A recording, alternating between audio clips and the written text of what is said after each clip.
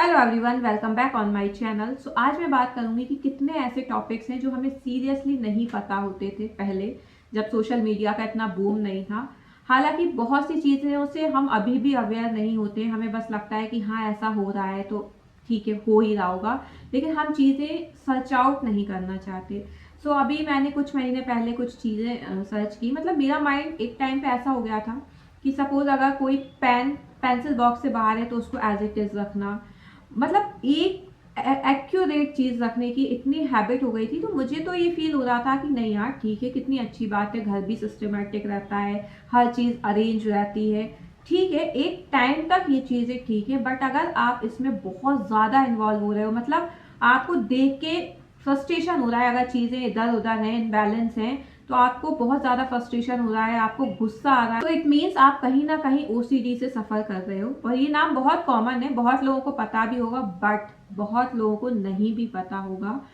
आप चाहे तो YouTube पर सर्च करना, इससे रिलेटेड काफ़ी वीडियोस आएंगी। तो मैंने जस्ट ऐसे ही YouTube पर ये डाला कि क्यों मुझे जब चीज़ें अरेंज नहीं होती हैं तो इतना फ्रस्ट्रेशन या डिप्रेशन होता है। तो वहाँ बहुत सारी ऐसी वीडियोस आई जो कि ओसीडी से ही रिलेटेड थी। ये एक तरह की आप मेंटल इशू ही बोल लो, कि दिमाग में एक ऐसा लोचा हो जाता है ना कि हमें हर चीज़ बिल्कुल व्यवस्थित चाहिए होती है। और ओसीडी भी ऐसा नहीं है कि एक ही टाइप की होती है, जैसे फीवर है ना, कई टाइप के होते हैं, तो ऐसे ही ये ओसीडी है, ये कई टाइप की होती है। किसी को हैंड वॉश की ज़्यादा रहती है, किसी को चीज़ें अरेंज होना है उससे रिलेटेड होती है, किसी की ओवर थिंकिंग से रिलेटेड होती है, किसी का ये रहता है कि बार बार लॉक चेक करने का रहता है। तो बहुत डिफरेंट, मतलब आप जब इसमें डेप्थ में जाओगे ना, ओ गॉड, मतलब ऐसा लगता है पूरा पीएचडी करके ही निकलोगे। इतने सारे टॉपिक्स हैं, इतने सारे, और हमें ये चीज़ें, हम इन चीज़ों से अवेयर नहीं रहते, बिकॉज हम इसको कोई बीमारी नहीं मान रहे हैं। और ठीक है, आप मत ही मानो,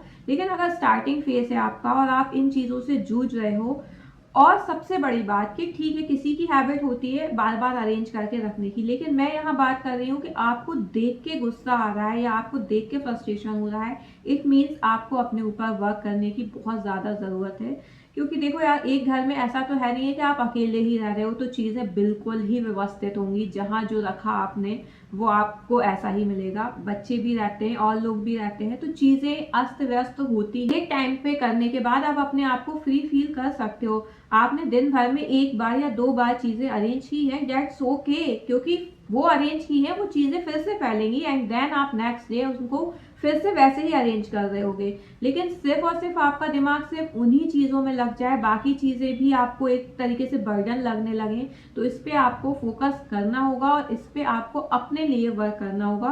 क्योंकि ये हैबिट अगर रही ना, तो ये धीरे धीरे बहुत ही सीरियस वे में जाती है। और ये जो आपका फ्रस्ट्रेशन है ना, या आपका जो गुस्सा है, वो आपके आसपास वालों पर ही निकलता है। अगर आपके बेबीज हैं तो डेफिनेटली उन पर निकलता है।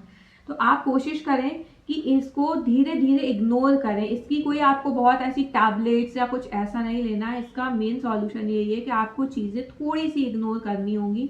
स्टार्टिंग में नहीं होंगी, आई नो, बट धीरे धीरे आपको इग्नोर करनी होंगी। आपकी ये ड्यूटी है, आपका घर अरेंज होना चाहिए, आपका घर सिस्टमेटिक होना चाहिए, नो डाउट। लेकिन आपने मॉर्निंग में या जब भी आपको टाइम मिला, आपने एक बार कर दिया ना, तो ये आपको सेटिस्फैक्शन होना चाहिए कि आपने अरेंज कर दिया। अब वो फिर से फैलेगा क्योंकि और लोग भी हैं वहां पे, और नेक्स्ट डे आप फिर से वही रूटीन कर रहे हो, आप अपना काम कर रहे हो। तो इससे ये होगा कि आप धीरे धीरे जब इग्नोर स्टार्ट करोगे ना, बिकॉज बहुत बार ऐसा होता है ना कि जब आप ये काम नहीं कर रहे हो ना, तो आप गिल्ट फील करने लगते हो, अपने आप में ही गिल्ट फील होने लगता है कि यार घर इतना गंदा हो रहा है, ये साफ नहीं हुआ, ये फैल रहा है। तो वो जो गिल्ट है ना, वो और ज़्यादा गुस्सा दिलाता है अपने आप को। तो इससे ओवरकम करने के लिए आपको चीज़ें इग्नोर करनी होंगी, धीरे धीरे इग्नोरेंस आएगी। एकदम से आप सोचोगे भी ना कि चलो इग्नोर कर देते हैं, लेकिन आपका दिमाग वहीं लगा रहेगा। तो बहुत स्लो प्रोसेस है, बट हाँ, अगर आप डेली रूटीन में इसको फॉलो अप करोगे तो आप डेफिनेटली इन चीज़ों से बाहर आ पाओगे। और आप अपनी ड्यूटी कर रहे हो यार, घर भी आप अच्छे से रख रहे हो, आपका घर है, आप व्यवस्थित भी रख रहे होगे, अरेंज भी रख रहे होगे, सब है। थोड़ी बहुत चीज़ें अप एंड डाउन होती हैं, चलता है, बट उसको एज ए फ्रस्ट्रेशन या बहुत ज़्यादा गुस्से में ना लेके हुए आराम से रिलैक्स मोड पे रहें, ताकि आप भी अपनी लाइफ को जो है वो एंजॉय कर सकें, ना कि बस इन्हीं सब में लगे रहें। So I hope you like my video. If you like, please share and subscribe the channel for more. Thank you.